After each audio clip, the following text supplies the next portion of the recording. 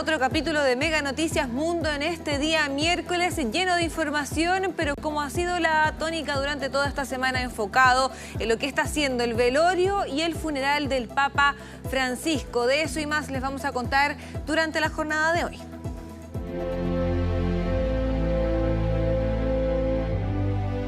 Se los habíamos dicho, ¿cierto? Estamos haciendo estos programas especiales y la actualización del día de hoy es lo siguiente, lo que estamos revisando ahí en pantalla, el traslado del féretro finalmente desde la Casa Santa Marta hasta la Basílica de San Pedro. Solo el día de hoy 20.000 personas ya han acudido a darle el último adiós al Papa Francisco.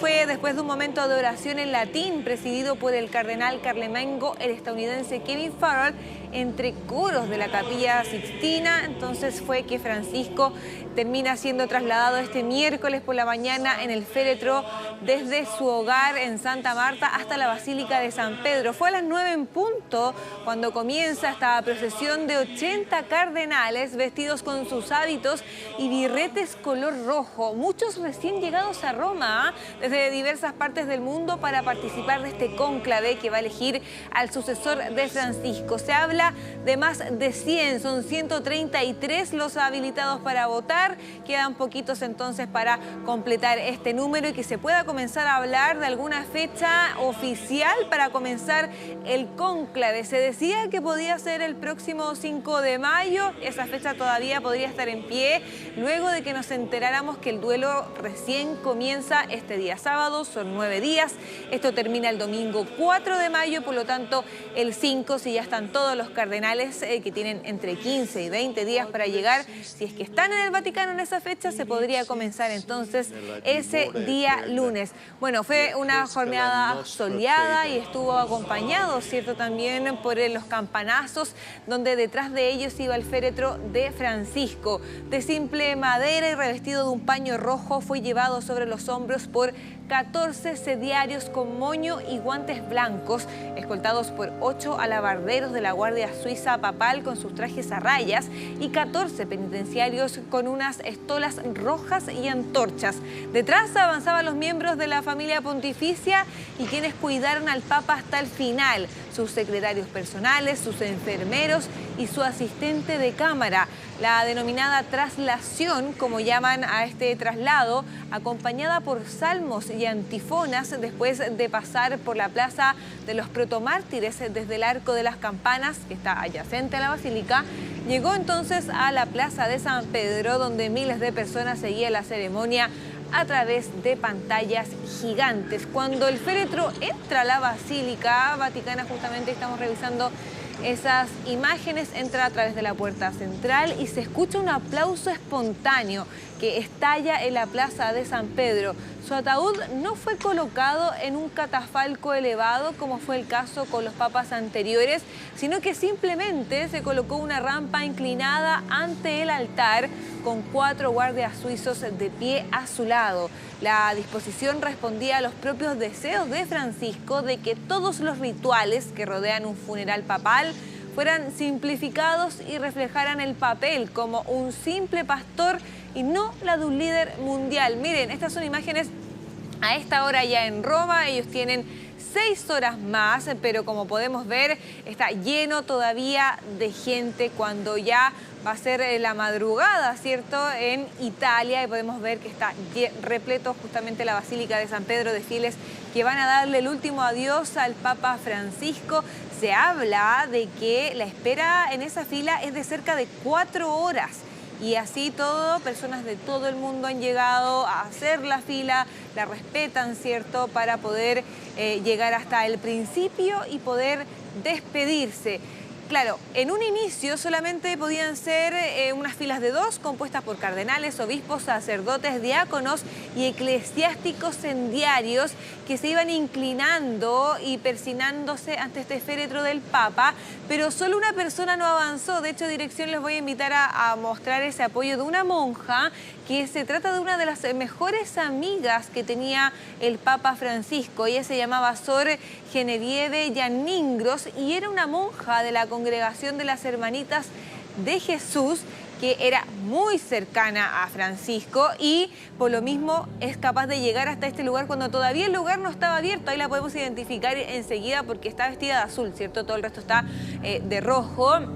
¿Y cómo sucede esto? Bueno, ella como visitaba frecuentemente a Francisco, los guardias la conocían y por lo mismo cuando la ven, la dejan estar ahí, pese a que todavía no correspondía que entraran personas que no fueran los cardenales. Ahí rezó, lloró y se quedó tranquila mucho tiempo y como podemos ver ahí en imágenes nadie tampoco la molestó porque claro, sabían la cercanía que tenía con Francisco. Además también decir que ella no es cualquier persona, es sobrina de una monja francesa que fue desaparecida durante la dictadura argentina. Es por eso mismo que se establece este vínculo con el Papa Francisco. El Vaticano dice que podría extender el tiempo incluso para visitar el cuerpo del Papa debido a este alto número de peregrinos que se ha acercado. Estamos a la espera todavía de esa información.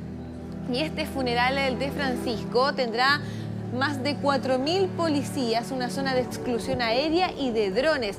Más de 100 delegaciones internacionales deberían acudir hasta este funeral. Se habla en específico de 170. Tenemos también una gráfica con la confirmación de algunos entonces de estas personas que van a asistir al funeral. Tenemos acá por el lado de Estados Unidos a Donald Trump y a su esposa Melania, que confirmaron de los primeros, ¿cierto?, que iban a acudir. El presidente argentino, por supuesto, Javier Milei, quien debería llegar dentro de las próximas horas con su delegación, que incluye, por ejemplo, a su hermana, y que ha causado harta polémica, porque dicen que están invirtiendo muchos recursos del Estado en que vayan diputados y senadores, cuando quizás podrían ayudar a la familia, ¿cierto?, a llegar hasta el Vaticano. Emmanuel Macron, el líder francés, y Keir Starmer del Reino Unido. Tenemos otra lámina de esto mismo para mostrarles más personas, ¿cierto?, que van a asistir. Luis Ignacio Lula da Silva, presidente brasileño, que va a llegar hasta el Vaticano junto a su hija y que hoy por hoy está con nuestro presidente Gabriel Boric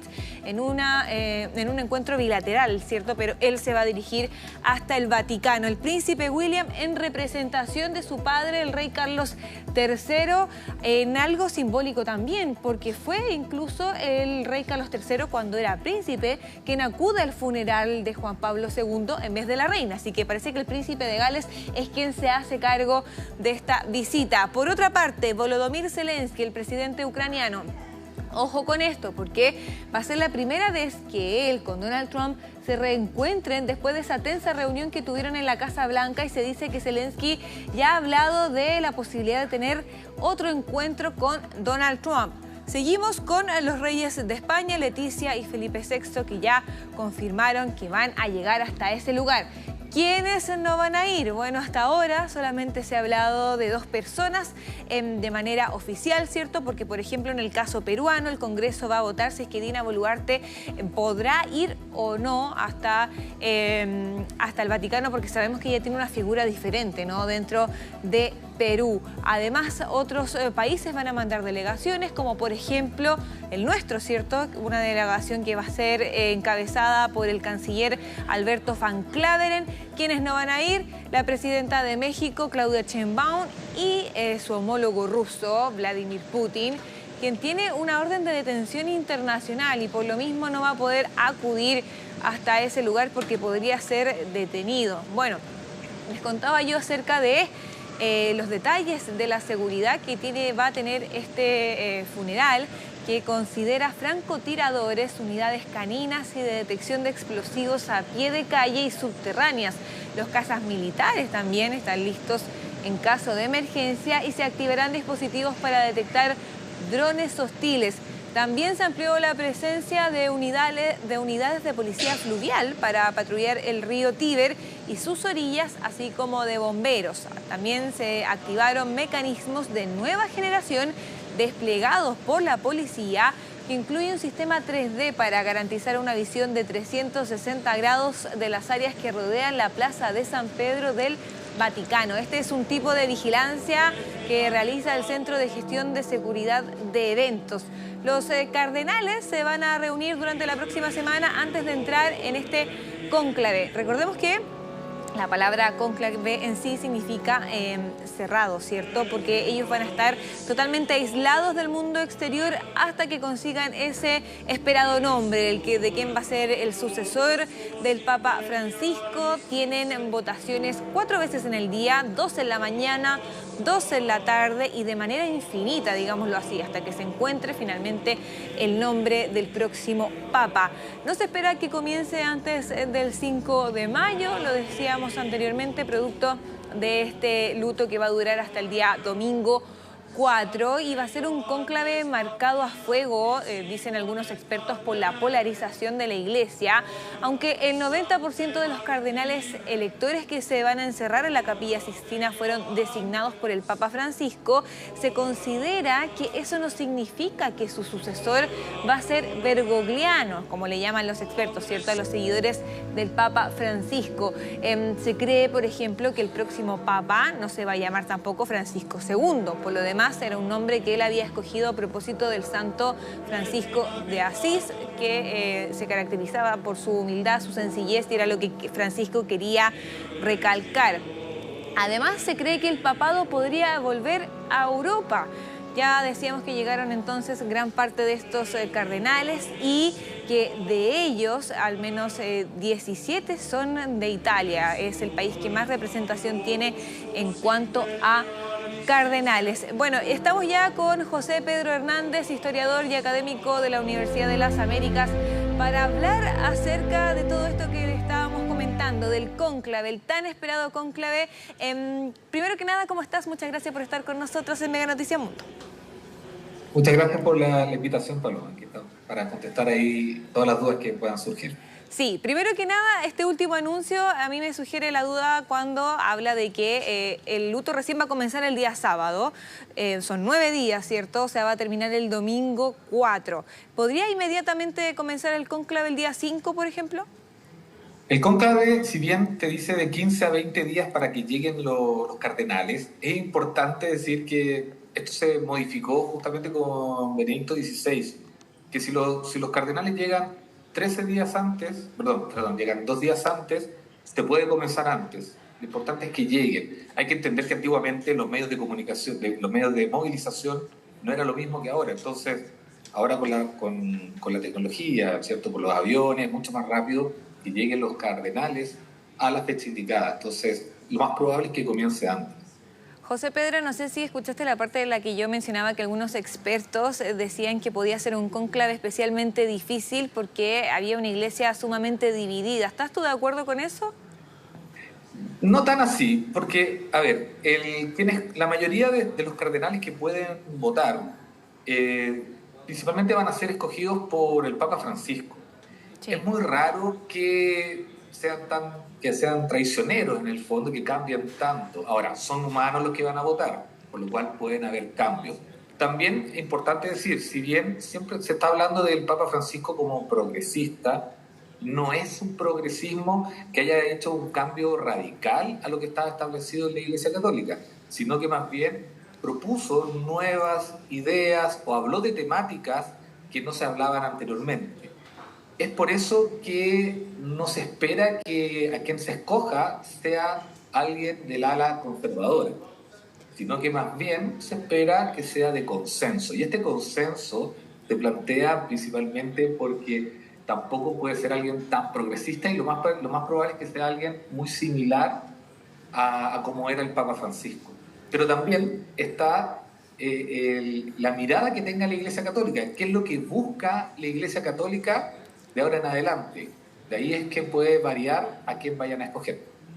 De los nombres que más suenan, ¿hay alguno que a ti te parezca que pueda ser finalmente el escogido por el cónclave? Yo creo que hay 2 posibles. Uno es uno de los cardenales italianos, tú mencionabas que son bastantes, pero uno de los cardenales italianos, que es Pietro Parolin, sí, que era conocido por el Papa Francisco y que se habla del cardenal del consenso. La gran crítica que le tienen al cardenal Pedro en el fondo, sí. Parolin, es que no tiene calle. Le dicen que le falta un poco esa cercanía de calle, un poco de estar con la gente.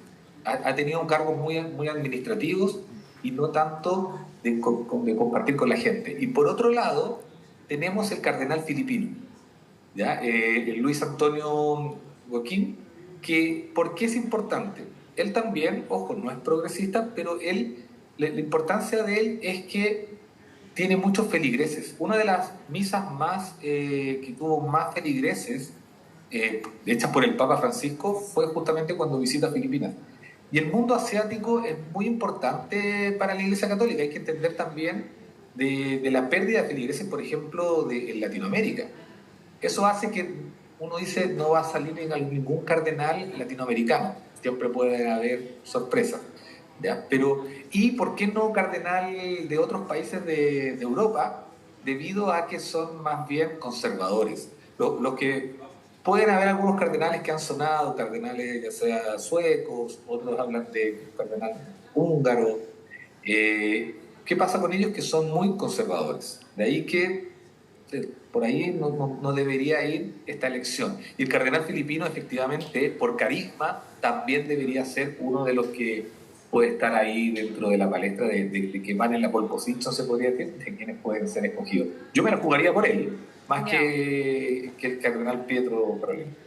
Sí, bueno, dicen que él tenía un carisma bastante parecido al del Papa Francisco, pero se convertiría en el primer papa asiático. ¿Eso no sería un problema según tu punto de vista? Y por otra parte, también mencionar que el Papa Francisco tiene gran parte de la responsabilidad de la ganancia de estos fieles en el mundo asiático, ¿cierto? Producto de todos sus viajes durante el tiempo de su papado.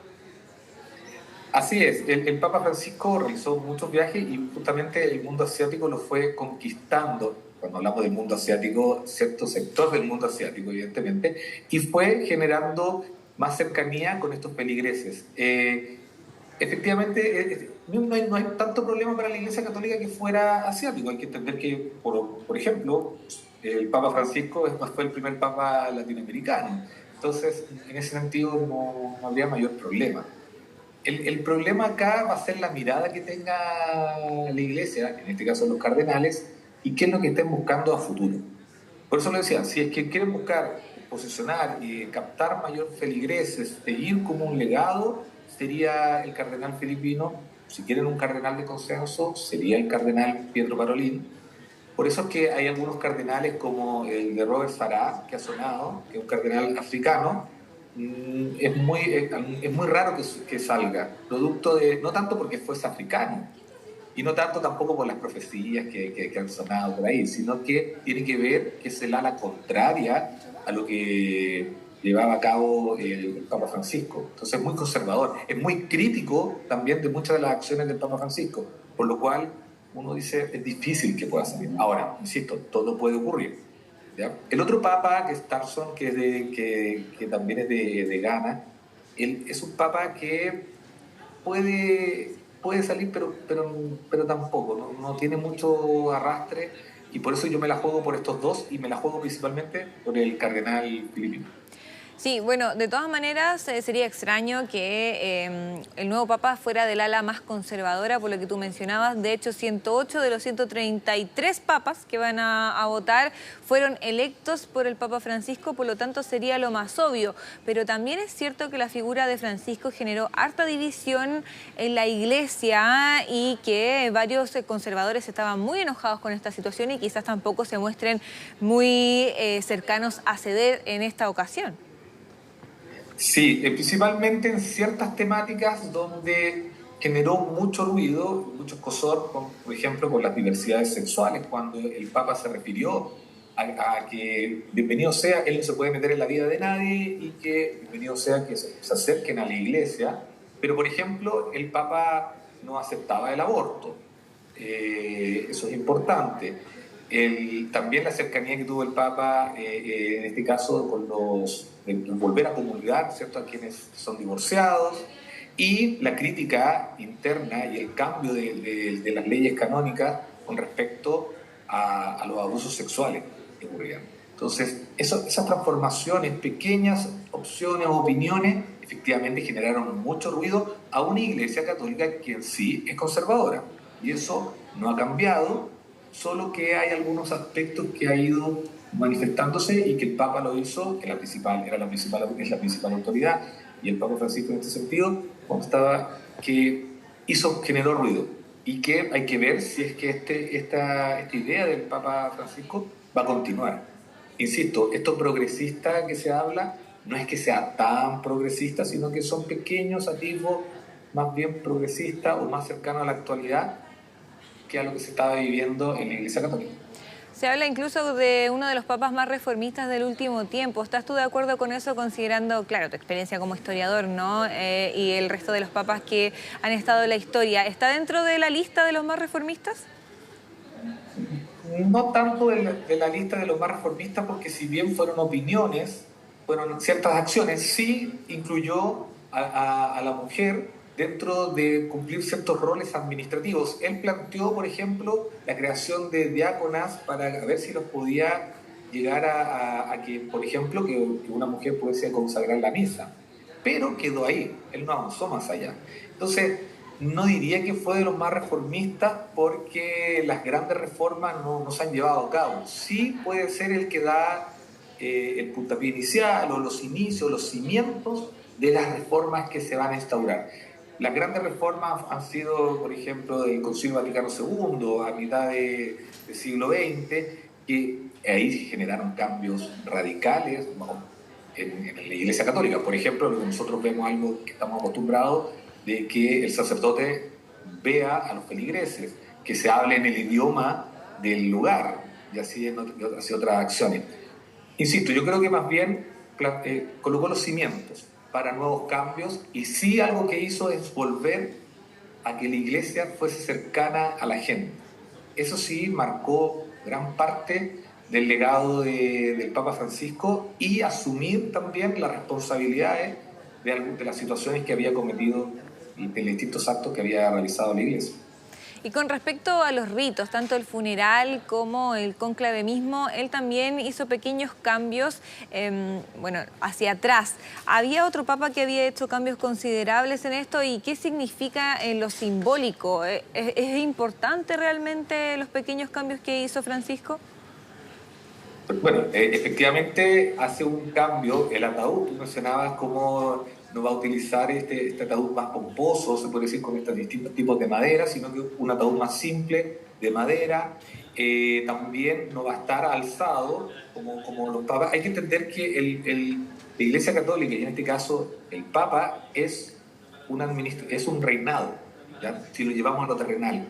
Y él es la máxima figura, por lo cual los ritos siempre era como un funeral de un rey. En ese sentido, el Papa, al ser jesuita, modifica esto y él asume esa responsabilidad. Él no dice que el resto de los papados tengan que hacer lo mismo, sino que él quería un funeral como se está realizando, ¿ya? Por lo mismo también no va a ser enterrado en la Basílica de San Pedro, sino que en otra catedral.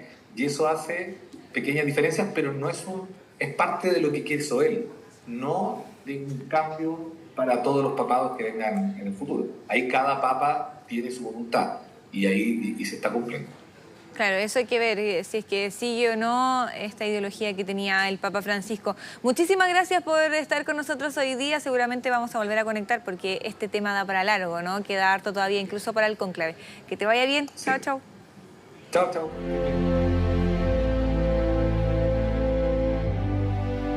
Y tras el fallecimiento del Papa Francisco, muchos han recordado una historia poco conocida antes de ser religioso, y el líder de la Iglesia Católica a los 12 años le prometió a una mujer que si no se casaba con ella se convertía en sacerdote. Fuimos a Buenos Aires para conocer el barrio del joven que se convirtió en el primer Papa latinoamericano. Tamara Vilogrón y Karim Butek con la nota. Nacido y criado en el barrio de Flores en Buenos Aires, este fue el hogar del Papa Francisco durante toda su infancia y juventud.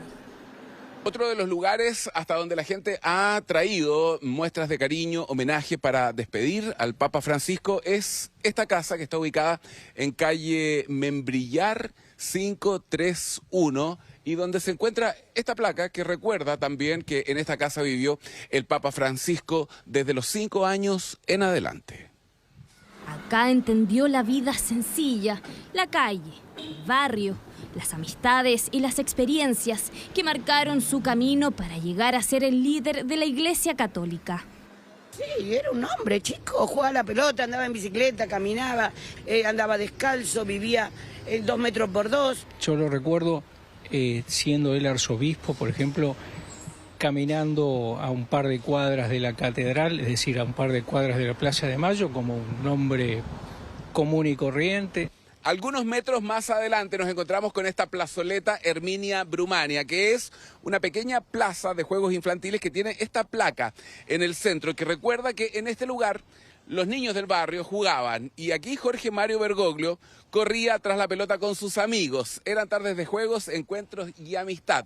Uno de los lugares donde el Papa Francisco pasó parte de su infancia.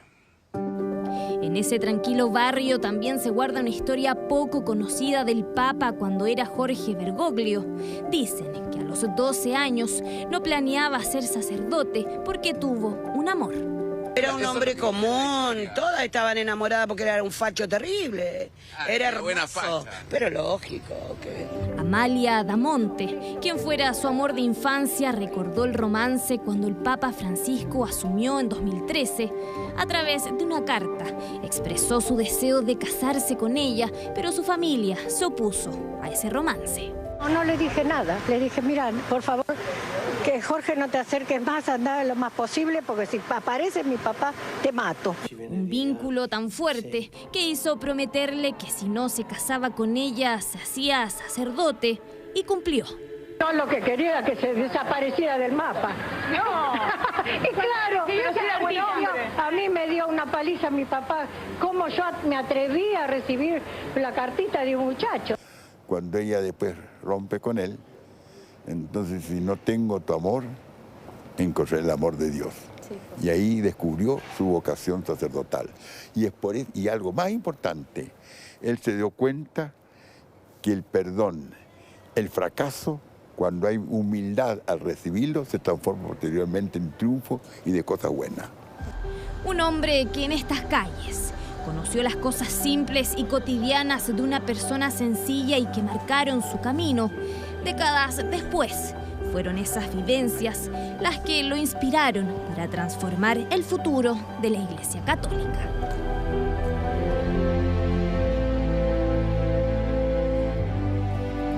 Comenzamos a cerrar esta edición de Mega Noticias Mundo con estas imágenes de los primeros cardenales que van llegando poco a poco a Roma. Sabemos que tienen entre 15 y 20 días para llegar, pero gran parte de ellos ya llegó. Hay 80 que están en este minuto en la Ciudad del Vaticano. Tienen que ser 133 los que se reúnan para comenzar este cónclave. Y la verdad es que, según también conversábamos con nuestro entrevistado, ¿cierto? No hay necesidad de que pasen estos 15 a 20 días. Si es que se concreta este número de los 133, ya estaría todo listo y dispuesto para comenzar con este cónclave que lo cierto se espera que sea, ojalá, más rápido de lo habitual para conseguir el nombre del nuevo Papa, porque si no, eso también habla de la división que podría haber dentro de los cardenales. Tenemos unas gráficas para revisar para que tenga una idea más o menos de cómo está compuesto este cónclave que poco a poco comienza a reunirse ahí en la Capilla Sixtina. Bueno, vamos a revisar de qué continentes vienen estos cardenales. Son 135 los que consideramos en esta gráfica porque, bueno, 2 se bajaron. 108 nombrados por el Papa Francisco. Otro dato que ya se los habíamos entregado. De América del Norte vienen 16, de América Central solo 4, América del Sur 17, Asia 23, África 18, Oceanía también solamente 4 y Europa, ojo, 53. Por eso se cree entonces que el Papa podría venir desde Europa en esta ocasión y sobre todo de Italia, porque son 17 los cardenales italianos, el mayor número presente en este cónclave. Y claro, además también mostrar que Asia tiene 23, ¿cierto? Lo que mencionábamos, esta influencia que tuvo el Papa Francisco en este continente que ha hecho que el catolicismo se haga cada vez más popular. Más información de esto les vamos a tener en nuestras próximas ediciones y seguimos muy atentos a lo que va a seguir pasando con este velatorio. Que le vaya muy bien, nos vemos mañana. Chau, chau.